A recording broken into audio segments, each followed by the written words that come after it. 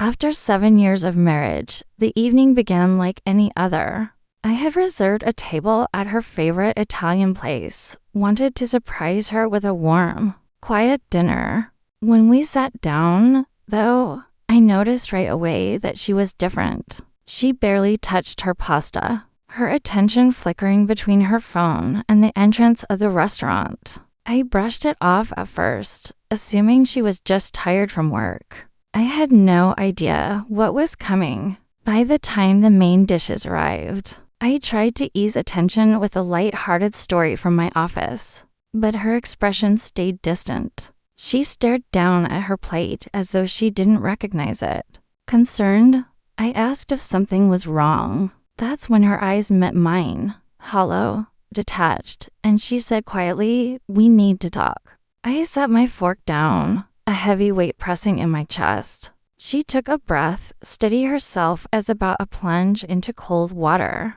and then spoke the words that shifted my world off balance. "I'm seeing someone else." There was no dramatic collapse, no movie-like outburst, just silence that swallowed me whole around us. People kept eating, laughing, and chatting, completely unaware that my life had just been split open. I sipped my water slowly before answering. "Thank you for being honest." That was all I could manage. She seemed surprised. Maybe she had expected yelling or tears or some kind of desperate plea.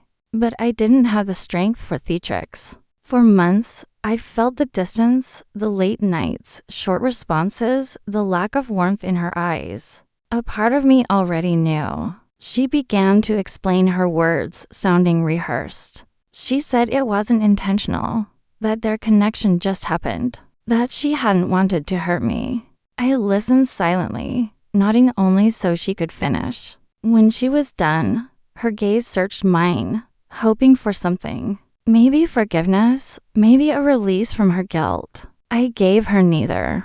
Instead, I folded my napkin neatly, placed it on the table, and said, "I hope he's everything you're looking for." For a moment, regret flickered in her expression, but couldn't erase the truth she had laid bare. We sat in silence until the bill came. I paid without a word. Outside, she asked if I would be okay driving home alone. A small laugh escaped me. "I'll be fine," I replied, stepping into the cool night air. Finally free from the act we had both been clinging to. The drive home was quiet, my thoughts running through memories like old film reels. Our first date, our wedding dance, nights of laughter on the couch. But I didn't cry. I didn't fall apart.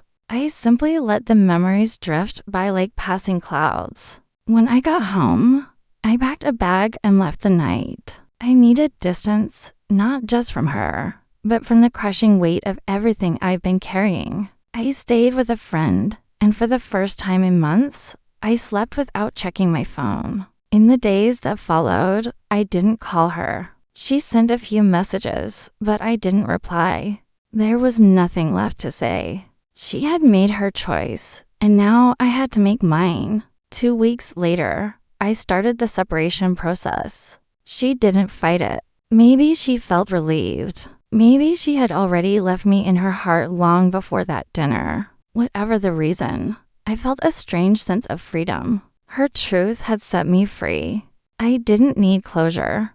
Her confession had already given it to me. Now, when I wake up each morning, I breathe easier knowing I no longer share my life with someone who didn't value it. Looking back, I have no regrets about how I responded that night. I walked away with dignity, and that was enough.